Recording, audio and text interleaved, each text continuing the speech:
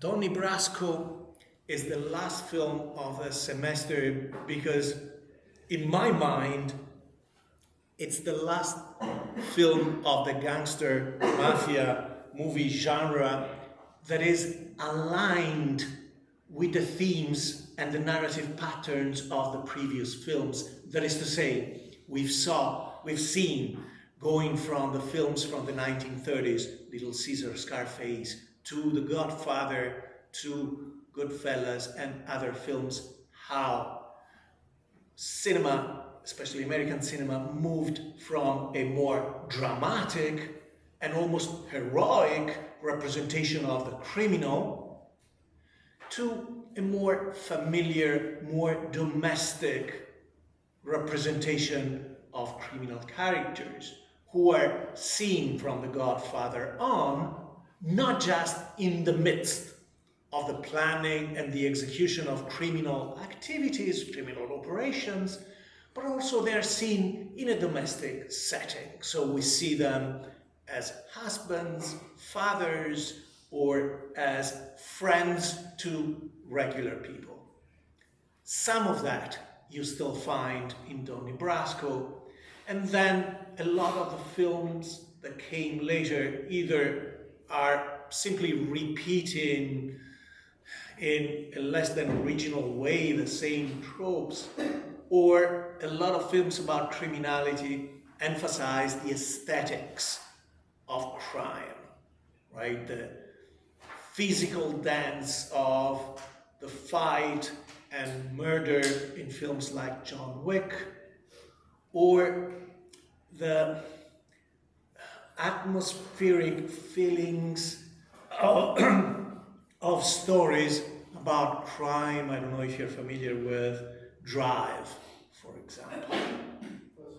So I posted under the page for week 13 a series of notes about themes and the style of Donnie Brasco. I'll go through some of them, and then I will stop at some point to show some of the scenes. Donnie Brasco is not the greatest film from the cinematic point of view. The director, Mike Newell, is a good director. He did some successful little films like Four Weddings and a Funeral. British film, if you haven't seen it, it's a nice comedy from the past. He's done one of the Harry Potter films and a good one, The Goblet of Fire, and has a lot of other movies under his belt. He got the script, of course, the script is based on the book by the FBI agent who pretended to be this criminal called Donnie Brasco, specializing in jewels, in the theft and the fencing of jewels. Joe Pistone wrote the book, of course, with the help of a journalist, but the screenplay transfers a lot of situations rather than following the book and respecting all the details. They're taking a scene and they're moving it from one of the characters, for example, Sonny Black's, to another, Lefty. That is true for the conclusion. What you see in the conclusion almost happened in real life. It did not happen in Lefty's apartment. Lefty is the character played by Al Pacino, played masterfully by Al Pacino. It happened in a bar with Sonny Black, another mafioso. Paul Attanasio wrote the script, and Paul Attanasio himself has done some nice movies. He got a nomination for the Best Adapted Screenplay for Donnie Brasco, and he got another nomination for another film that I cannot remember right now. In a few words, at the beginning of both the book and the film, you find an FBI agent by the name of Joseph Pistone in the 1970s working undercover. Initially, he was not targeting Lefty, whose real name was Benjamin Ruggiero, and the people around him, the mafiosi, in his crew and those above him. It just so happened that trying to connect with criminals during his undercover missions, Joe Pistone spent a lot of times in different bars, right? Pretending to be, and so providing hints to his fake profile as a jewel thief from Vero Beach, Florida, who was an expert in opening safes or disabling alarms. And he did study in case he was tested, in case his competence was tested. Because of course, if your expertise turns out to be fake, then as an undercover agent, you could be killed, right? So while he was trying to fish for other criminals, it just so happened that he connected with a person close to Lefty, who was, I don't know if it was Gilly first or Tony Mira. Tony Mira lived in the same building as Lefty, the same apartment building in New York City. And through this friendship, this guy felt comfortable enough to vouch for Joe Pistone being Donnie Brasco, right? They questioned him, they pressed him to provide names, to provide ways to verify his background. He underwent a 4 to 5 hours discussion where he refused, of course, to name names. And if he had to say that he had gone to prison, he would just say, oh yeah, I've spent a week or two in the county jail. Because then, if you say, I was in prison, they ask you, who were you in prison with? Because there is virtually no prison where the mafia doesn't have someone that can verify that you were there, or they can ask you, oh, so you must know this guard, this officer there in this prison, etc. So he managed to insert himself in this group and spent about 10 years with them, and went in so deep that by the end of his mission, he was about to become a made man, a made guy, right? And the FBI itself was discussing what they should do, whether they should allow him to go even deeper, more embedded in this group, because this way they could access other levels. As a made guy, you have access to more information, or whether that was too dangerous. And in fact, there was a point where it was clear that in order for Joe Pistone, the FBI agent, to become a made man, you would have to do a contract, kill someone, which at some point became a kind of policy in the mafia. You had to kill at least one person, because this way the mafia would make sure that you couldn't be an undercover cop, because no undercover cop could go to that far in order to support their mission. So at that point, around 1981, Joe Pistone got out, and the indictments were sent, the first arrests were made. Some of the guys he worked on in the mafia, especially in Brooklyn and Florida, went to trial, were convicted. For example, Lefty, the character played by Pacino, got something like a 15-year sentence and was released only a few months during his 12th year because he was sick with cancer and died eventually.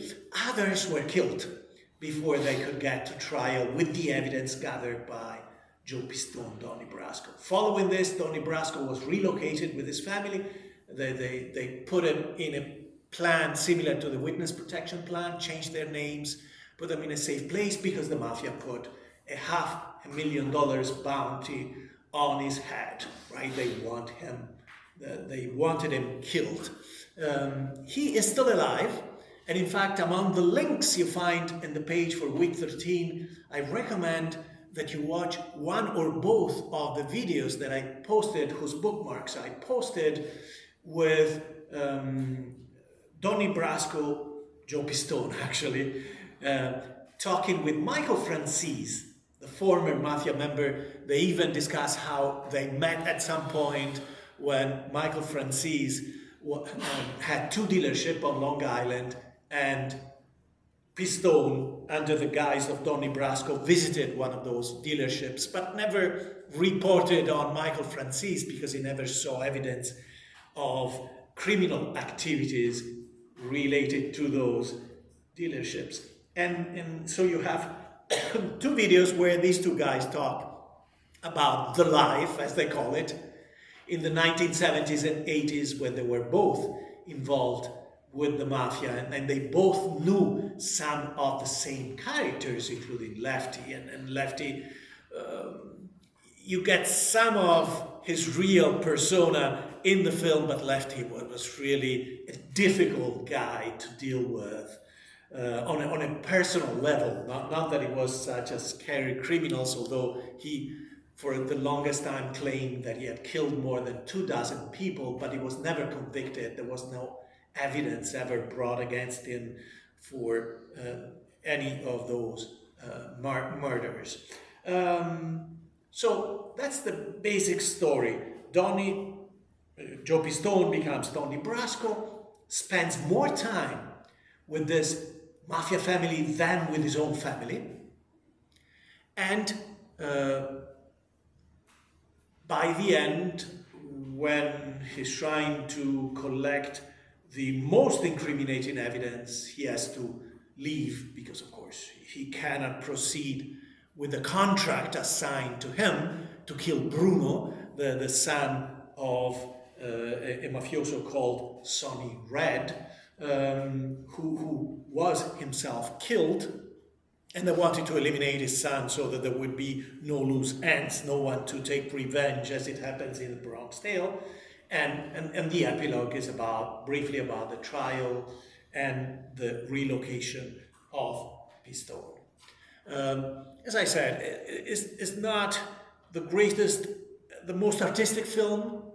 It certainly has a great screenplay, great dialogues, and even though the film is called Donnie Brasco, the film is about Al Pacino's character as much as it is about Donnie Brasco. And Al Pacino, according to many critics, delivered a masterful performance of this criminal. Again, he did not make it a realistic match. He did not imitate the real Benjamin Ruggiero, but he made it into a very plausible character and a very interesting and nuanced one. So, in terms of themes, I start with the themes of identity, because you have the titular character of Donnie Brasco, whose real identity is Joe Pistone. However, the movie opts to present Brasco as such. We don't really see a premise or a setup where we see Joe Pistone as the FBI agent, as the husband of Maggie, as the father of 3 daughters living in New Jersey. No, we see him as Donnie Brasco, and throughout the film, he goes deeper and deeper into his assumed identity. As I said here, Donnie is the strongest identity presented for this character with a dual identity. And in order to make you understand, in order to make this even more conspicuous, at the beginning of the film, you find a nice film from 1964 called A Stranger on Earth. You can read the lyrics if you click on the link. And the lyrics are suggestive of Donnie's trajectory. Donnie is a stranger, of course, when he's trying to navigate his new connections with the mafia. He's a stranger to them, he's a stranger to that world, right? Never having been embedded in a group before so deeply. And the song, if you follow the lyrics, by the end of the song, the voice of the song is saying that she won't be a stranger anymore. But the problem for Donnie is when he becomes so familiar with the environment he has penetrated of the mafia family, then the movie, not so much in real life, but the movie poses a narrative dilemma. Can Donnie go back? Can Donnie go back? Can Joe Pistone go back to his regular life? Or he has gone so deep, he has practiced that life so much for so long that that's the only existence he can conceive of, and therefore he might even leave the FBI, leave his family behind, and stay with the criminal family with these new friends. Okay? And when in here I put the words insider, outsider, what you have to understand about the character of Donnie Brasco is that at the same time, in a lot of situations, is an insider and an outsider. It's not like he's insider to a situation and outsider to another. Because of course you have in the film the opposition between the mafia and the FBI. But in both situations, when you watch the movie, you'll see that, of course, Pistone cannot be completely at ease with the mafia, right? Cannot become a full insider member of the mafia. But he's pretty close to that reality. And when he comes to the FBI, he becomes more and more of an outsider because certainly he's not an agent who's going to the office every day. He's not a 9-to-5 desk agent. And he struggles trying to follow the rules, the regulation of the mafia, because how can he follow the rules, obtain all the proper authorizations for the kind of activities he has to undertake? And those activities have to happen smoothly. He cannot be waiting for 2 or 3 days for an authorization. He cannot, for example, to give you just a small example you find in the book, but not in the film. At some point, he, maybe to ingratiate himself, maybe as a sincere, authentic gesture, he tells Sonny, I think, either Sonny or Lefty, "Oh, you have such a beautiful ring." Of course, these guys have a pinky ring. In this case, it was a gold ring with a horseshoe and with some diamonds. He says, "I've always admired that ring. That ring is so beautiful." And acting in a very Italian way, because that's the Italian way, isn't it, Ludovica? If you praise, if let's say you're carrying a loaf of bread, and you're in Sicily and you meet somebody from your family or a friend, and then they say, "Oh, this bread, it looks incredible." What's the first thing you do? You offer the bread to them, right? Or even the whole thing, right? Because that's the southern hospitality and warmth with friends. So this guy says, "Today's your lucky day." Takes out the pinky ring and gives it to Pistone. And Pistone in the book tells you how his mind is rushing to think, what am I going to do? Because as an FBI agent, I cannot accept gifts and keep them. But if I cannot keep it, I would have to give it to the office. And then this guy won't see the ring he gave me on my finger, and you don't want to upset, you don't want to offend a made man. That's one of the key rules you find repeated in the book. The film doesn't have all the rules about the mafia life that you find in the book, not as many. And so he has to find a way to refuse the offer without offending the other guy, right? And so he goes through this mental process and then a complicated dialogue to reassure this guy that he appreciated the gesture, but he couldn't accept it, etc. So at the same time, he's always inside and outside both of these organizations, the FBI organization, the mafia organization. But the movie is very much about two organizations that are not so dissimilar in some ways. Okay? Within the mafia, you find another distinction that places Donnie both inside and outside the situation. It's the distinction between made guys, the guys who were initiated to the mafia, what was supposed to happen to Joe Pesci, to Tommy in Goodfellas, but then he finds out there's a trap and they kill him. And connected guys. Connected guys are people who are working with made men. Working for them, with them, but they're not full-fledged members of the mafia. They don't enjoy the same privileges. So, for example, a made guy cannot be touched, cannot be beaten, offended, or killed without the authorization of a capo, of someone at a higher level. A connected guy is expendable, right? Just to cover the basics. And the language, of course, refers to these different groups in different ways. And this is absolutely true. It's not just in the book, it's in other books and memoirs about the American and the Sicilian mafia. When a mafioso introduces another made man to another mafioso, to let the other person understand that this person they're introducing is a made guy, they'll say, this is a friend of ours, right? Because one of the traditional labels for the American and the Sicilian mafia was Cosa Nostra, this thing of ours, right? So a friend of ours, if I introduce Chris to Ludovica and I said, this is Chris, a friend of ours, then Ludovica, being like myself, a member of the mafia, will know that he has been initiated. Okay? He went through the ritual.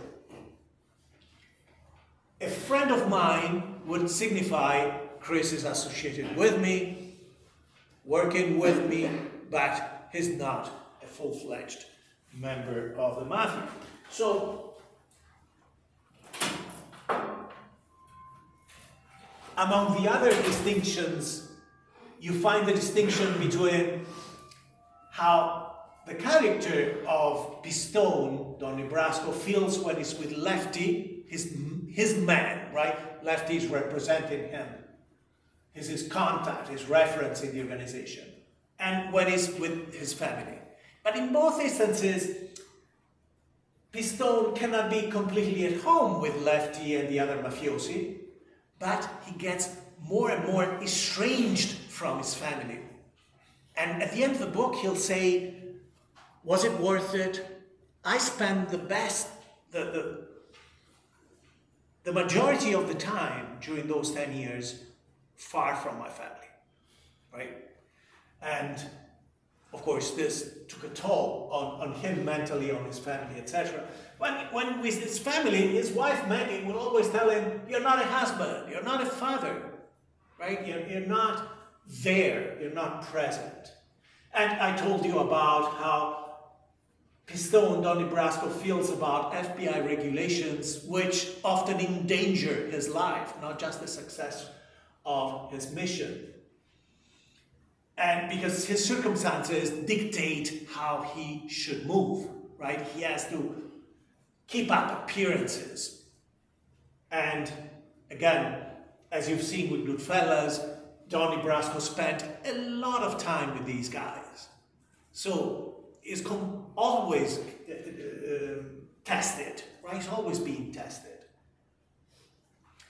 And therefore, it's more of a narrative device than anything else. Don't believe that this can really happen. But there is, in the film, this dilemma at the end. We know that at some point, Donnie has gone incognito for 3 weeks. The FBI agents go to his wife's house. She thinks he's dead. They say, no, it's not that, but we don't know where he is, what he's doing. We're afraid he went too deep, that he broke down psychologically and just abandon his official role, was unable to do both things and keep them separate?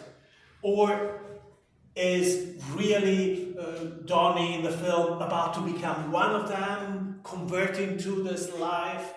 And perhaps this is based on the fact that he has more in common in terms of culture with these mafia guys that he does with the FBI, right? Not so many Italian Americans in the FBI. And Maggie, his wife, she herself says to him, "You're becoming like them," right? You know that. Meaning, at the end, he'll even abuse her physically. He will assert his leadership in the family in the same way a criminal would do. Now, when it comes to relationships between Donnie Brasco and especially Lefty and the other guys, this is the pattern that you find in the film. You start with introductions, right? I didn't add that element in here. And then from the introduction, you go to the cooperation. There isn't much competition in the film. It's mostly collaboration and competition, only a little bit of competition at the end with another group. So mostly it's cooperation. From cooperation, as an outcome of being tested positively as able to cooperate successfully, you move into apprenticeship.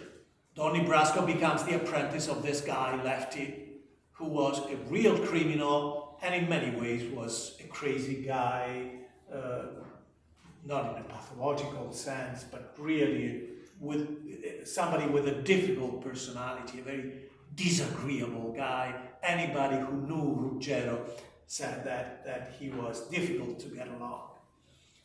Apprenticeship develops into friendship. There's a true friendship between Donnie Brasco and his target, his main target.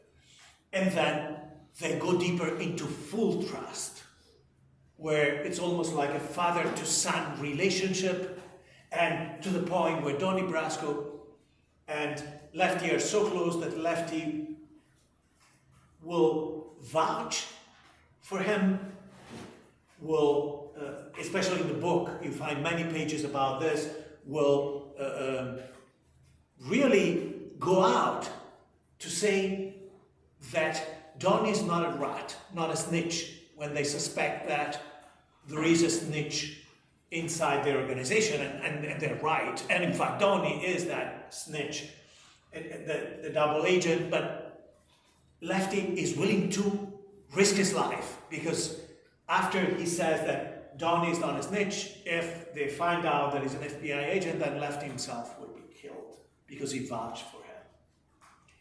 Apprenticeship happens a lot through storytelling, a lot of conversations in the film, and even more in the book. Little action in the book, a lot of conversations. And they're always talking about the life, right? What it means to be a criminal, which is interesting. And again, it reinforces the parallel with a modern corporate organization, right? People in an organization, you find out when you find a job, talk a lot about the job and what it means to work for that organization, right? You don't talk necessarily as much about the tasks, about the projects, but you complain about your boss, you complain about the organization, you complain about promotions, demotions, rewards, bonuses, right? That's the reality of people in any profession or in a large number of professions. As part of the storytelling, often in the book, and I think 2 or 3 times in the film, Ruggero, Lefty, talks about his 26 hits. We don't know whether it's an exaggerated number, right, to build his reputation as a tough guy, or whether in fact it's an accurate count. And as I said, he was never convicted for any of those hits. Talking about the life, you'll hear Lefty, the mafioso, tell Donnie things that you've heard in other films, that when they want to kill you, they send your best friend to do it, right? So that you will fall into the trap more easily, right? You're not suspecting your best friend. conversations are key to the operations. So at some point, Lefty will criticize Donnie because Donnie injected Florida, the topic of a nightclub in Florida, set up by the FBI, that they want to use to collect evidence against these guys, right? They want them to become partners in this club. They want them to set a gambling operation there and whatever else they're doing, right? Fence stolen stuff or traffic drugs, although they only do drugs on the side, right? Because one of the rules is you don't do drugs. And then it's a ridiculous thing. Even in the video between Francis and Pistone, they're both saying yes. During that time, you couldn't do drug trafficking. That was a no-no. And then one of them says, well, unless you make so much money like this guy, well, but he could do it because he made so much money that he passed up to the higher echelon so much money. So it means that they actually traffic drugs. They didn't do it systematically, but they did it one way or the other. The life is also about the rules and the practices, what you're supposed to do, what you don't do. And some of the key terms that I listed here, you hear a lot of in the film. I got sent for, he got sent for, is code for somebody's in trouble and was called to a meeting. Called to a meeting, maybe they might not get to that meeting because the meeting is only an excuse to whack them, or they got sent for and had to appear in a meeting and be questioned by capos, and if they responded confidently, clearly, then they would survive. If they hesitated, if they bullshitted their answers, then they would be whacked. Okay? A sit down is again another code for this kind of meeting where you're questioned. Did you, let's say, steal from the organization? Are you selling drugs on the side? Are you doing other illegitimate activities, right? So a sit down is kind of an examination. And this nature of rat is someone who talks to the police, and of course, for example, Nicky, who was a real guy and made that, died in real life. Nicky, Bruno Kirby, played by Bruno Kirby, Nicky gets killed by his own friends because they think he's the rat. Then Donnie Brasco, who feels guilty about this because he knows that he was not a rat, tells Lefty, well, no, he never talked to the police. I know for a fact that the police came to this place and got all their money because the police had not been bribed by the local representative. And they say, well, no, even if it was not a rat, we know he was doing drugs, so that's punishable with death in the organization, right?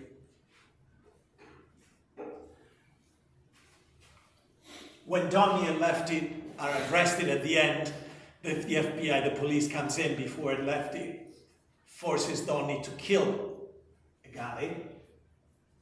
Lefty keeps repeating, don't say anything, don't say anything, don't talk to the police, right? Because one of the rules is that you don't snitch, you don't turn into a rat, right? And that's what I said before. They intervened because Donnie, before becoming a made guy, needed to complete this contract, kill this guy, right? In the film, of course, there are a lot of lessons about masculinity, but I didn't get into that. Just a reminder that you should be looking for that. It's a male-driven environment, right, with a lot of various testosterone-driven behaviors. But there is true friendship between these two guys, right? In fact, at the end of the film, and apparently in real life as well for another guy, this line was uttered whereby Lefty, who's living in his apartment, he's going to a sit down, probably to be killed, tells his wife, if Donnie calls, tell him I'm glad it was him. I'm glad it was him that got me arrested and in trouble, right? Because they, even though he knows now that he was betrayed, the friendship remains, right? They spent the best part of 10 years together and very long hours in difficult conditions. Okay, so what happens between Lefty and Donnie? What do they say about the professional relationship they have in the organization, right? When Lefty says, now you're my man, right? I'm your man, Lefty says, meaning I represent you in the organization. If anybody wants to touch you, then you come to me as the made man. Although Lefty himself became a made man only during the 1970s, probably 1977. Lefty tells Donnie, the FBI agent, I represent you, nobody can touch you. He tries to keep Donnie for himself by telling him not to trust other mafiosi. Sonny Black became a couple above Lefty. And they use terms such as vouching for another guy, right? Lefty's vouching for Donnie, and Donnie can do that with others. He insists that he listens to everything, meaning follows everything Lefty tells him to do. And by the end, you have lines such as, I love you, Donnie. Even though it's a strange friendship, it's very abusive friendship. Again, very disagreeable character, very abusive verbally for sure. And the other thing is that Lefty is always without money, always taking money from Donnie. In the film, at some point, gives him a Christmas card with $100. By the time, at the end of this Christmas lunch meal, Donnie leaves the house, Lefty takes the money back from him, right? Donnie always has to pay for him. And we know in real life the character Ruggero was always short of cash, always borrowing money from loan sharks, gambling, money he didn't have, had a serious gambling addiction, betting on horses. Being in a formal relation with Lefty, Donnie cannot fuck it up, right? It means you have to be professional. And you see, again, we're talking about an organization that is criminal, but has a lot of the qualities of a regular professional organization. Loyalty and trust are big themes in these relations, right? At some point towards the end, Lefty says, how many times do I have you into my own house? Meaning every week, every day. And then he adds, then if you're a rat, and he points his gun to his head, I should kill myself, right? It's impossible. That's how deep their feeling of friendship is. And in fact, at the very end, after the FBI goes to show them, so Donnie has left the mafia organization, and the FBI goes to Sonny's headquarters to show them pictures of Joe Pistone as an FBI agent during his training, with the uniform of the FBI, with other FBI members, with a judge, etc. They refuse to believe what they see. They say, oh, if I didn't know Donnie as I know him with all these years, I would believe these guys. But they don't believe initially, the FBI, about that. They don't believe that Donnie could be an agent. I think I should stop here to introduce the first scene, and then I can continue with my introduction later or next time. So, I'll start with a bang, and I have to warn you that the scene includes violence and blood. But overall, the film doesn't have a lot of action, and the book even less action. Because what you see here, it's part of the screenplay. It's fiction based on reality.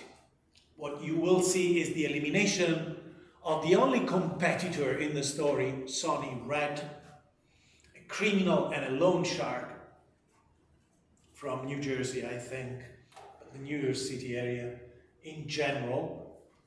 That's him over there. Him and Sonny Red and two of his captains were killed. We know for sure they were killed. They were not killed by the characters in the film. They were killed by other criminals, by other mafia criminals. So this is where the movie becomes fictional, but there are interesting dynamics. Donnie is left out of the operation because he's not a made man initially. Then after the killing has taken place, he's called back in, but at that point, Donnie doesn't know whether he'll be next. He knows that they were there to kill. And he is thinking, maybe they bring me to the house, they kill me as well, and then they make my body disappear. And the other thing is that it's not such a heroic scene, even though they're killing, and there is a lot of danger, tension, risk, because a lot of the sequence is occupied by the actual cleaning, right? Because the scene is messy, and they need to make these bodies disappear, right? And therefore, they'll have to chop them down. So, it's a few minutes. Let's just follow the scene, and then you can tell me what you thought of it. But keep in mind that this sets the tone, but the film is different. The film is a lot about conversations about the mafia, not so much criminal actions.